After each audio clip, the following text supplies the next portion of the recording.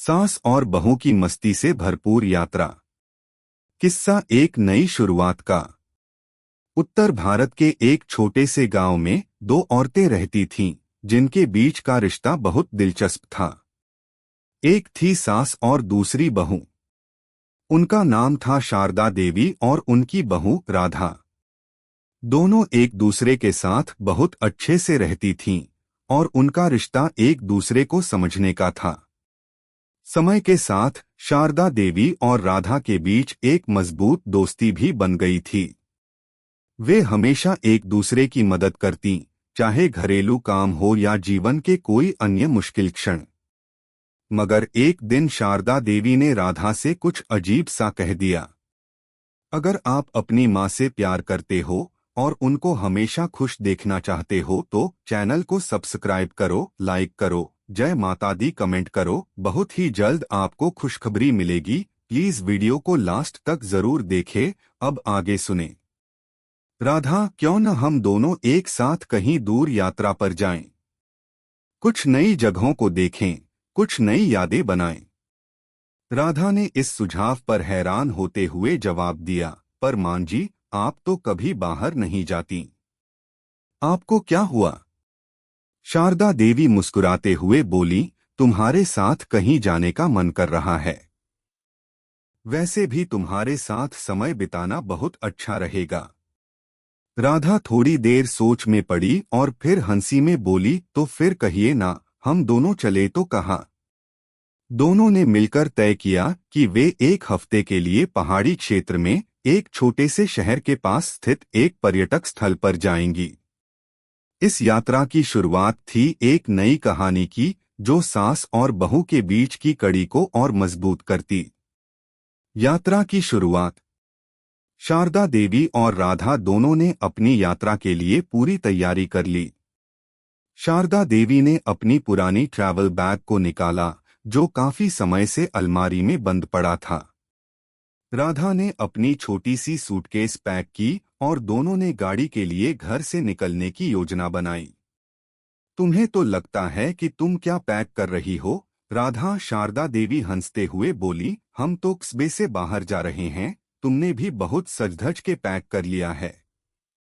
राधा हंसते हुए बोली, मां जी, आप तो बिल्कुल नहीं बदलती।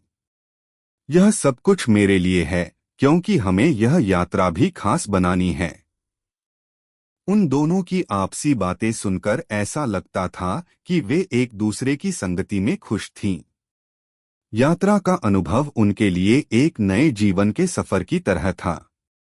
जैसे जैसे वे पहाड़ी इलाके में पहुंचते गए, दोनों ने अपने आसपास की अद्भुत प्राकृतिक सुंदरता की सराहना की। हर कदम पर शारदा देवी और राधा की हंसी और बातचीत से यात्रा और भी रंगीन होती जा रही थी। अजीबोगरीब घटनाएं। एक दिन वे दोनों पहाड़ी रास्ते पर चल रहे थे। वे गांव से बाहर निकलने वाले रास्ते पर एक पुराने मंदिर के पास रुकी थीं। मंदिर के पास एक स्थानीय आदमी खड़ा था, जिसने दोनों को देखा और तुरंत पास आकर बोला, बधाई हो। आप दोनों का साथ एक ऐतिहासिक यात्रा बना देगा। राधा थोड़ी हैरान होकर बोली, आपने कैसे जान लिया कि हम दोनों यहाँ यात्रा पर हैं? आदमी मुस्कराया और बोला, यह यहाँ की परंपरा है। अगर कोई सास और बहू साथ यात्रा करती हैं, तो बहुत कुछ खास होने वाला होता है। शारदा देवी हंसी में बोली, यह क्या बकवास है? हम तो बस अपना समय बिता रहे हैं।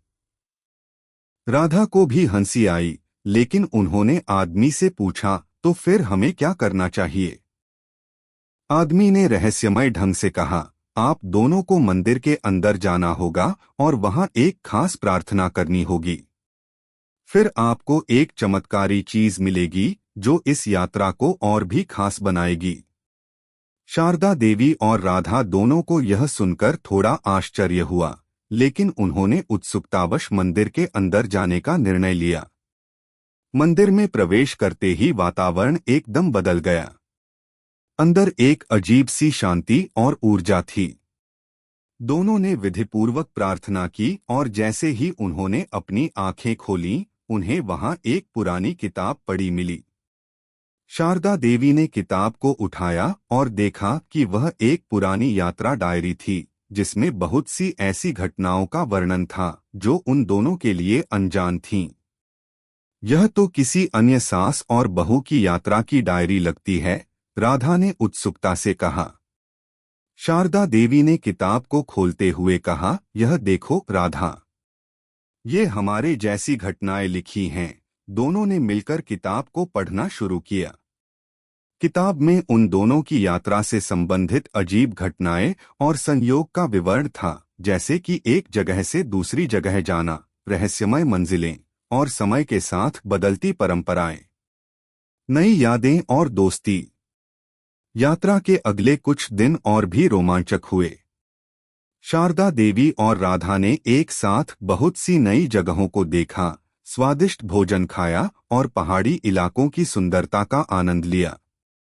वे कभी एक दूसरे की मदद करतीं, कभी हंसी मजाक करतीं और कभी गंभीर बातचीत करतीं। यह यात्रा न सिर्फ उनके बीच के रिश्ते को और मजबूत कर रही थी, बल्कि उन्हें यह भी एहसास हो रहा था कि वे दोनों अपने अपने जीवन के कई पहलुओं से एक दूसरे को समझने लगे थे।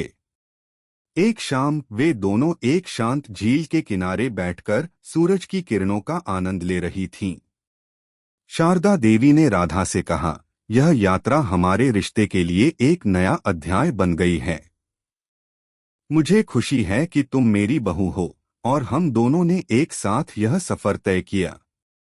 राधा ने मुस्कुराते हुए कहा, मान जी, मुझे भी बहुत अच्छा लग रहा है। यह सफर हमारी दोस्ती का सबसे प्यारा हिस्सा बन गया है। यात्रा का समापन। यात्रा के अंतिम दिन दोनों ने एक छोटे से मंदिर में जाकर धन्यवाद अदा किया।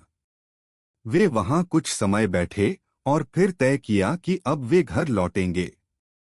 रास्ते में चलते हुए शारदा देवी और राधा के बीच कई और दिलचस्प चर्चाएं हुईं, जिनमें एक दूसरे की पसंद नापसंद, भविष्य की योजनाएं और जीवन के छोटे छोटे ख्वाब शामिल थे। घर लौटते वक्त दोनों ने यह महसूस किया कि इस यात्रा ने उनके रिश्ते में एक नया रंग भर दिया है। यह सफर केवल एक यात्रा नहीं थी, बल्कि यह उनके बीच के विश्वास, समझ और प्यार को और भी गहरा कर गया था। अब दोनों यह जानते थे कि जीवन में एक दूसरे का साथ बेहद जरूरी है, और यात्रा चाहे छोटी हो या बड़ी, अगर साथ हो तो वो और भी खास बन जाती है। कैसी लगी आपको कहानी? प्लीज कमेंट करो, लाइक करो, सब्सक्राइब करो। धन्यवाद।